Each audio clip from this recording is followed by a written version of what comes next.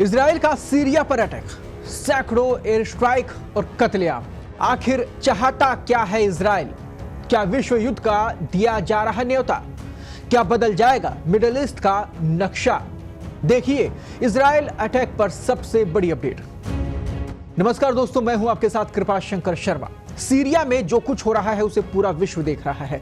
उसी को लेकर अब एक और बड़ी अपडेट सामने आई। आपको बता दें कि सीरिया पर इजराइल ने ताबड़तोड़ हमला कर दिया है। सीरिया के राष्ट्रपति बशर अल असद को विद्रोहियों ने उखाड़ फेंका और असद की सत्ता जाने के बाद सबसे बड़ा फायदा इसका इजराइल को हुआ, क्योंकि उसने एकदम सही मौका देकर सीरिया के खिलाफ हमला बोल दिया है। सीरिया पर इजराइल ने कम से कम 500 हवाई हमले किए हैं। इजरायली सेना का अनुमान है कि उसने सीरियाई सेना की लगभग 80% रणनीतिक क्षमताओं को नष्ट कर दिया है।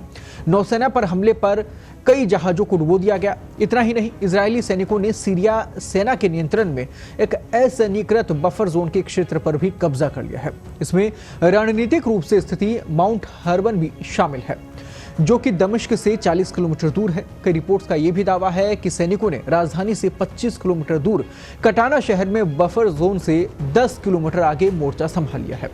हालांकि उसने इससे इनकार किया है, लेकिन कहा यह भी है कि इस क्षेत्र में लंबे समय तक रहने की तैयारी कर रहा है। अब सवाल उठता है कि इजराइल का लक्ष्य क्या है? इजरायली पीएम बेंजामिन नेतन्याहू, रक्षा मंत्री इजराइल कॉटज और अन्य अधिकारियों का यह कहना है कि वे उन सभी तरीकों को खत्म कर रहे हैं जिससे कि सीरिया के विद्रोही इजराइल पर हमला कर सकते हैं। नेतन्याहू ने अपनी पहली प्रेस कॉन्फ्रेंस में कहा कि जो कोई भी हमारे साथ शांति से रहना चाहता है, हम उसकी ओर हाथ बढ़ा रहे हैं, और जो कोई भी हमें चोट पहुंचाने की कोशिश करेगा, हम उसका हाथ काट देंगे। 1967 के युद्ध के दौरान इजराइल ने सीरिया के गोलन हाइट्स क्षेत्र में कब्जा कर लिया था। उन्होंने इसे लेकर कहा कि वो हमेशा इजराइल का हिस्सा होगा। वहीं संयुक्त राष्ट्र और अधिकांश अंतर्राष्ट्रीय समुदाय गोलान को सीरिया का हिस्सा मानते आए हैं।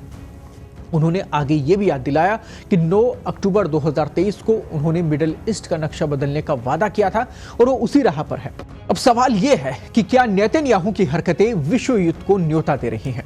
देखने वाली बात यह भी होगी कि विश्व के बड़े और संपन्न देश इस पूरे घटनाक्रम पर किस तरह से खड़े होते हैं।